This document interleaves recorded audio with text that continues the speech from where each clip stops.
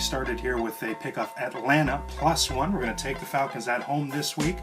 A couple organizations right here with head coaches and regimes right now who really have their teams understanding the importance of November games, using a November run to propel you into December, which will get you into the playoffs. As we look at this as a Saints team with Sean Payton that has won 9 straight November football games, longest current streak in the NFL, and a Hotlanta team with Mike Smith, who's currently won 6 straight November football games. So a couple of regimes who have certainly emphasized the importance of these November football games.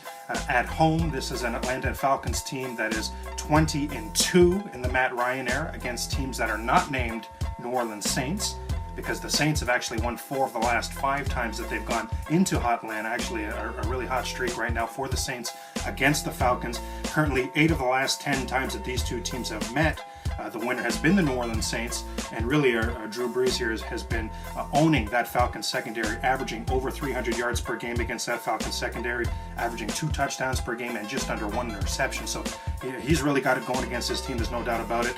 If you look at the ground game for New Orleans, their number 1 runner, Mark Ingram, will he play this week? It looks like it'll be a game-time decision. Chris Ivory also sat out of practice this week, or at the very least limited in practice this week from an injury. So we'll see what happens with New Orleans' running game. As great as Drew Brees is, as video game numbers as he's putting up in 2011, this is a definite New Orleans team that needs the running game, that relies even, we would say, on the running game. If you look at 6-0, the Saints are on games where they rush for over 100 yards versus 0-3 on games when they don't hit the century mark, so we can see how important that is. And with so much rolling for this New Orleans offense right now, what is there to like about the Atlanta Falcons? Why do we have Atlanta in this game? Well, you look at this as an Atlanta defense. We talk about New Orleans 0-3 when they don't rush for 100 yards. This is an Atlanta rush defense that may be up to the task here this week, folks. It's been a very stout defense lately, in particular against the run, this Atlanta team. That Atlanta defense actually takes us to one of Craig's keys in this football game, which is going to be, we hear the piano keys there for Craig's keys, and we're going to talk about John Abraham here. Very, very crucial in this football game, not just he and Ray Edwards, not just to assist against the run, of course, but really the pass rush that we're looking at here. This is a New Orleans offensive line that's been playing extremely well, but I think even they would admit to us that they are a little bit banged up right now. I think we look for John Abraham on this defensive line and to be moved to different spots throughout the game on the defensive line, try to create some mismatch opportunities, try to create the matchup that Atlanta wants to exploit on that offensive line, because absolutely, and we're taking Atlanta in this game, that's why we have John Abraham as one of Craig's keys, because you cannot defeat a New Orleans Saints team unless you're able to get pressure and sack Drew Brees. So Abraham, Craig's key, has to have a sack, maybe multiple this week. We'll have to have a Ray Edwards sighting as well, as they're going to have to put pressure on Drew Brees in this defense. Another thing that we like here, another one of Craig's keys while we're taking Atlanta in this game, is we'll take a look at Michael Turner. I mean, this guy, you say what you want about this Atlanta passing game, and actually we'll touch on the Atlanta passing game. This is Julio Jones. His last couple games has been on fuego for Matt Ryan in this passing game. We know how special Roddy White is. We know what a Hall of Famer and how special Tony Gonzalez is. But this running game is really and the power running game with Michael Turner is really where the bread is buttered for this Atlanta team. It's how they control football games. And if you look at how instrumental Michael Turner has been in the 3 home games that Atlanta's had this year, he's at 4.8 yards per carry in the dome. He was completely instrumental in that home win against Philadelphia, completely instrumental in that home win against Carolina a couple weeks ago as well. And if they're going to knock off this New Orleans team, it's going to have to be a 25-plus carry game for Michael Turner. They're going to have to force feed him the football, and he's going to have to set up his running game here to be successful. He's going to have an opportunity here, as this is a New Orleans defense that is absolute last in football, folks, when it comes to guarding against the run. 5.3 yards per carry is what they yield. That's the worst in the NFL, folks. Has to be a steady diet of Michael Turner in this football game. And the last thing we'll say about this game on the New Orleans side of the ball, if you look at that banged up defense, we talked about how many weapons Matt Ryan has and what a wonderful home record he has. Yes, not against New Orleans, yes, but he's very, very good in the dome, and he has so many weapons to deal with in the running game and the passing game against. And so that was already happening, and now this is against a New Orleans defense that is very banged up. You're talking about Patrick Robinson didn't practice this week, and Tracy Porter, and so a couple of defensive backs not even practicing this week. Will they play? That's up in the air. And against that run, this defense, is going to be decimated even further if Jonathan Vilma is not able to go, and it looks like he'll be a game-time decision this week as well. A lot of things to like about this New Orleans team. We know they're a legitimate threat to represent the NFC in the Super Bowl. We know that. But this week, we like what the Atlanta Falcons are going to be able to do against this team on both sides of the football. We're going to take Atlanta +1 at home.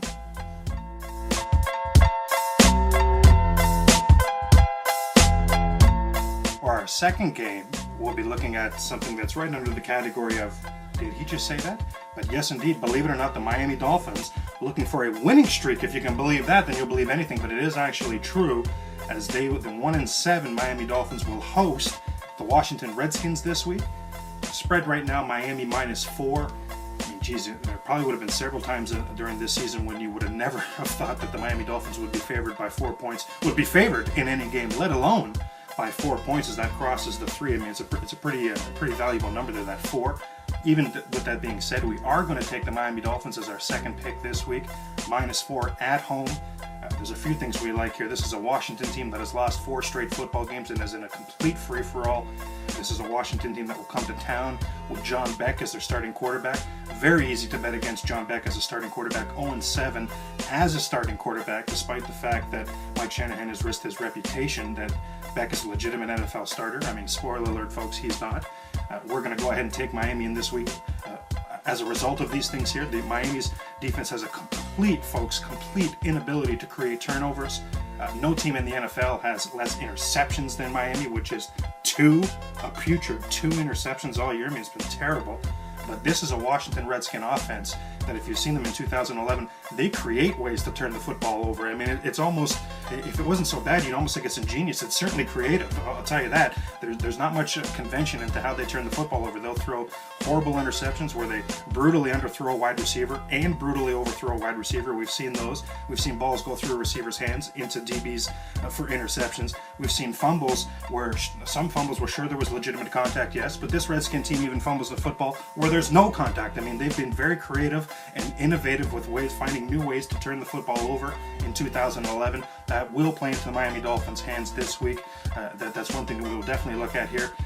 If you look at as well, one of the Craig's keys that we're going to touch on here is Miami's offensive line against that Washington Redskins pass rush. As putrid as this Redskins team is, they actually do have a legitimate pass rush. They have a pretty legitimate front seven as well, and they are active. They do get after the quarterback. So this is going to be very, very key for this Miami offensive line to keep that pass rush off of Matt Moore. Believe it or not, Matt Moore last week was coming off. He's the defending AFC Offensive Player of the Week. He actually was rolling last week in the game against Kansas City. And if you watched our Game Balls and Lane Balls edition of this week, you know that, and we really gave props to Moore and that coaching staff for the game plan and, of course, the execution. And I look for more of that this week. You're looking at Matt Moore with a controlled offense, much more manageable passes to Brandon Marshall, getting him involved, which we know is a must for this offense. But what I loved, and if you saw the Game Balls and Lane Balls, you saw me freak out because, I loved the idea that the Miami Dolphins finally, hopefully anyway, look like they're starting to reintroduce Anthony Fasano to the passing game and to the offense. He is so key. If you look at what a BFF relationship he had with Chad Pennington a couple of years ago, how they used him on every down, and they particularly used him in the red zone to score touchdowns. This is a Miami offense that has so thoroughly struggled in 2011 to take it to the house. Well, let's go ahead and reestablish Anthony Fasano. I'll look for more of that this week. There's a few things I like here as well. Reggie Bush, I think, is going to have an opportunity to continue how hot he has been lately. If you look at his last 3 road games at the Giants, at the Jets, and at Kansas City, 7 yards per carry in these 3 games for Reggie Bush. He's actually been extremely good. The only place he's struggled is at home. And speaking of struggling at home and how imperative it is for this team to play well at home, this Miami Dolphin team, folks, putrid at home, 7 straight losses at home. In fact, the last 13 times they've played for the fans in South Florida, they've won 1 time. So I will really look for that to improve this week. I think this is a really, really bad football team coming to town that is really struggling mightily. So definitely going to look at a defense, again, that is brutal at creating turnovers, but this Washington Redskin offense that is almost insistent on giving you turnovers, that'll be the difference in this game. Believe it or not, yes, I'm going to take the Miami Dolphins -4 at home. That's our second pick. Detroit at Chicago, third and final game. Spread right now, brought to us by our friends at www.sportsinteraction.com. Don't forget the /SportsRage for your 100% sign-up bonus. And the spread right now on sportsinteraction.com, Bears -3, Our third pick for Week 10 in the NFL here on Sports Talk with Craig Ballard is going to be Bears -3. We'll take the Bears at home in this football game. One thing we remember about this Detroit Lion team on a historic level, and remember that it was just last year that they ended an NFL record 26-game road losing streak. It was an all-time record for futility on the road. They snapped that record by winning the last 2 road games of 2010, and have actually opened 2011 by going 4-0 on the road. So pretty damn impressive to set a record for 26 straight L's and then have 6 straight W's right on the heels of that. Pretty impressive there. Now we are going to take that to end this week, yes. This is a Chicago Bear team that is steadily improving as far as I'm concerned. On the defensive end, it's a team, a defense that you can definitely run the football against. Getting better and better against the run and the pass, yes, but you can definitely run the ball against the Chicago Bears defense. Now you enter this Detroit Lions running attack, and I'm just underwhelmed with what they're bringing to the table here. No Jav at best, no Harrison, so their top couple running backs will be out for this football game. That means, again, Maurice Morris and Keelan Williams. Keelan Williams has been very underwhelming. Morris hasn't been bad.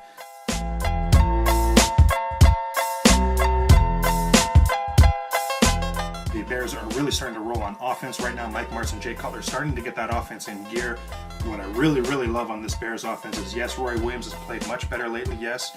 You have Marion the Barbarian Barber. Marion the Barbarian has played 5 football games for the Chicago Bears, the last 5 because he started the season injured. He played the last 5 football games and he has 4 touchdowns. He's been very good in short yard situations, been very good at sniffing out the end zone. So I really like what I see there. But I love what I've seen here, of course, from Matt Forte. Matt Forte, folks, 5.4 yards per carry on the season. Those are gaudy numbers, especially consider where he came from. He was well under 3-point yards, or well below 4, sorry, in the 3s for the first couple weeks. How about these last 5 weeks, the last 5 games, football games for Matt Forte, folks?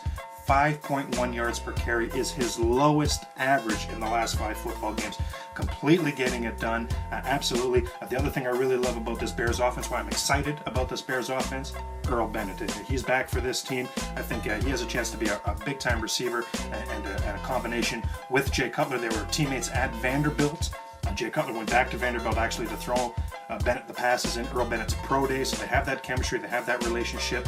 He came back last week off injury, had like 5 catches and 95 yards, made some big 3rd down catches as well. I like the chemistry that these guys already have. I think going forward, that's just going to get better. Going forward, Roy Williams is just going to get better with Cutler. I'm excited about this Bears offense, to be honest with you. One of Craig's keys, I'm mentioning here, how about Jay Cutler? He will be one of the keys in this football game, absolutely. First 5 games of the season for Jay Cutler was the same as his entire tenure with the Chicago Bears. He was getting sacked left, right, and center, averaging 3 times being dropped every single game. Now the last 3 weeks, he's been sacked a total of 3 times the last 3 weeks, folks. All Chicago victories, by the way, and you can believe that that is no coincidence. This past week, in fact, the pass rush completely non-existent. And if you look in these last couple of weeks, well, what I like about Jay Cutler is the adjustments that I'm seeing here. I've never seen such deep drops from a quarterback, and for 9 out of 10 quarterbacks, that'd be extremely problematic to drop back as far as he's dropping back, even throwing it off his back foot as often as he is as well. But Jay Cutler, it's working for him. That's allowing that extra second to allow those receivers to get those separations from the defensive backs, and it gives the offensive line that 1 extra second to help them in the blocking. So it takes a significant weakness, the pass rush that the Bears give up, and it's turning it into something that's very manageable. So I really like that. Cutler has to have that continue. You look at why we have him as Craig's keys as well, because this Detroit Lion defense is the #1 defense in the NFL, folks, on 3rd down. So yes, Forte is going to have to be good on 1st down, give him some yards, yes. But Cutler, ultimately throughout this game, there's probably going to be anywhere from 10 to a dozen opportunities or situations throughout this football game where Jay Cutler is going to have to make a play on 3rd down to move those sticks. And so we'll look for that as one of our keys here, absolutely. The last thing that we'll touch on this football game, and it is a Craig's key as well, just the whole idea of the patience that the Bears are going to have to show in this football game. This Lions team is the #1 penalized team in the NFL. So if you show patience and be prepared to play a full football game, even if you're down a little bit, the Lions will make mistakes. They will create, not necessarily turnovers, but create scenarios where they put themselves in bad situations with their own penalties. They'll do it to themselves. If you can stay the course against this football team, and not a lot of teams can, because of course you have Stafford, you have Megatron, you have knockout punches, you have Sue, you have some knockout playmakers on defense as well. So the Lions have been able to deliver the knockout punch very often in 2011. against this Bears team right now in a must-win game for this Bears team, playing their best football of the year against the #1 penalized team. I think that Detroit makes more mistakes in this game than the Bears do. We're going to take the Chicago